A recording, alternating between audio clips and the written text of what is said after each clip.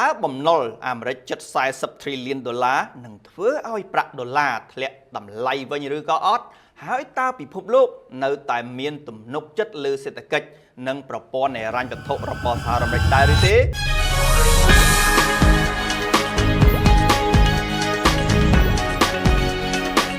សូមជម្រាបសួរទស្សនិកជនជាទីគោរពនិងជាទីមេត្រីថ្ងៃនេះខ្ញុំបាទសូមទាញចំណាប់អារម្មណ៍ប្រិយមិត្តមកតាមដានសហរដ្ឋអាមេរិកដែលកំពុងជួបបំណុលដល់ទៅ40 trillion ដុល្លារ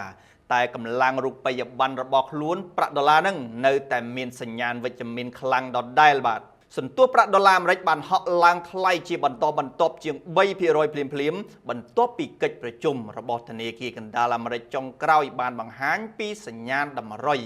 នៃការដំឡើងអត្រាការប្រាក់តាមរយៈការព្រួយបារម្ភលើអតិផរណាខណៈសង្គ្រាមនៅមជ្ឈិមបូព៌ានៅតែបង្កឲ្យតម្លៃប្រេងមិនមានស្ថិរភាពធ្លាក់ចុះខ្លាំងនោះទេកត្តាឡើងថ្លៃនៃប្រាក់ដុល្លារនេះបានធ្វើឲ្យទីផ្សារហិរញ្ញវត្ថុរញ្ជួយញាប់ញ័រយ៉ាងខ្លាំងដូចជាតម្លៃលុយយេនជប៉ុនបានចុះថោកបំផុតក្នុងរយៈពេល40ឆ្នាំដល់តម្លៃជាង162យេនក្នុង1ដុល្លាររីឯមាសវិញបានផុងតម្លៃចុះដល់ទៅ3942ដុល្លារក្នុង1អោន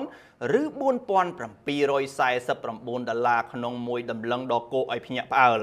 ផ្ទុយមកវិញបើទោះបីជារូបិយប័ណ្ណលេខ1នេះឡើងខ្លាំងតាមរយៈការរំពឹងនៃការដំឡើងអត្រាការប្រាក់ក៏ដោយជំនួបចុងក្រោយលោក Donald Trump បានផ្ដាំនិងបញ្ជាក់ពីជំហរប្រាប់ទៅកាន់ប្រមុខដឹកនាំធនាគារកណ្ដាលលោក Kevin Warsh ហើយថាលោកចង់ឲ្យអត្រាការប្រាក់ចុះបន្ថែមដើម្បីទប់ទល់នឹងការប្រាក់នៃបំណុលសហរដ្ឋអាមេរិកដែលត្រូវបង់យោងតាមគេហទំព័ររបស់រដ្ឋាភិបាលអាមេរិក Physical Data Treasury បានចេញផ្សាយជាសាធារណៈគិតមកត្រឹមថ្ងៃទី29ខែមិថុនាឆ្នាំ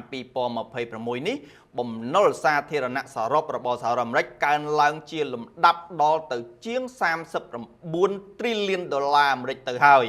តើបំណុលអាមេរិកជិត40 trillion ដុល្លារនឹងធ្វើឲ្យប្រាក់ដុល្លារធ្លាក់តម្លៃវិញឬក៏អត់ហើយតើពិភពលោកនៅតែមានទំនុកចិត្តលើសេដ្ឋកិច្ចនិងប្រព័ន្ធហិរញ្ញវត្ថុរបស់សហរដ្ឋអាមេរិកដែរឬទេបំណុលរបស់អាមេរិកភាគច្រើនគឺជាប័ណ្ណបំណុលរដ្ឋាភិបាលឬហៅថា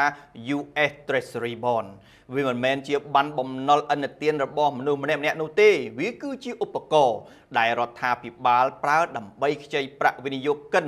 ហើយវិនិយោគិនទាំងនោះរួមមានធនាគារកណ្ដាលមូលនិធិធំៗនិងស្ថាប័នហិរញ្ញវត្ថុជាច្រើនជុំវិញពិភពលោកហើយការខ្ចីនោះទៀតសោតអ្នកវិនិយោគជុំវិញពិភពលោកថែមទាំងប្រជែងគ្នាទិញប័ណ្ណបំណុលរបស់អាមេរិកទៀតផងមូលហេតុដែលពួកគេនៅតែបន្តទិញនោះគឺទំនុកចិត្តទីផ្សារជឿថាសេដ្ឋកិច្ចអាមេរិកនៅតែធំជាងគេក្នុងពិភពលោកហើយរដ្ឋាភិបាលអាមេរិកមានប្រវត្តិសងបំណុលយូរអង្វែងណាស់មកហើយប៉ុន្តែនេះមិនមែនមានន័យថាបំណុលជិត40 trillion ដុល្លារមិនមានជាបញ្ហានោះទេ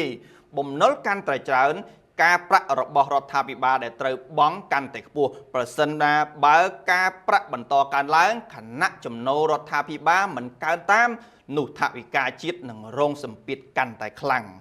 ដរាបណាទំនុកចិត្តនៅតែមានប្រាក់ដុល្លារនៅតែអាចរក្សាតួនាទីជារូបិយប័ណ្ណបម្រុងសកលបានប៉ុន្តែប្រសិនបើបំណុលបន្តកើនឡើងខណៈអនុភាពថវិកាមិនត្រូវបានគ្រប់គ្រងហើយសេដ្ឋកិច្ចសហរដ្ឋអាមេរិកចុះខ្សោយនោះហើយជាពេលដែលប្រាក់ដុល្លារនិងទីផ្សារហិរញ្ញវត្ថុអាចរងសម្ពាធធ្លាក់ចុះខ្លាំងដែលជំរុញឲ្យវិនិយោគិនត្រឡប់ទៅកាន់កាប់ទ្រព្យសុវត្ថិភាពមានដូចជាមាសជាដើម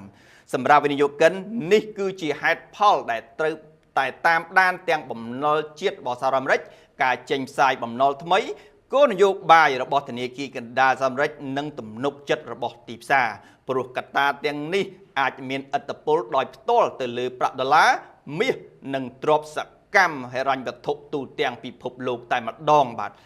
បទវិភាគរបស់ខ្ញុំសូមបញ្ចប់ត្រឹមនេះបើកអ្នកនេះទិញលក់ហាងឆេងមាសឥឡូវនេះលោកអ្នកនឹងទទួលបានការបណ្ដុះបណ្ដាលនិងការប្រឹក្សាពីអ្នកជំនាញព្រមទាំងក្លាយជាសមាជិកនៅក្នុង Channel VIP ដែលគិតថ្លៃ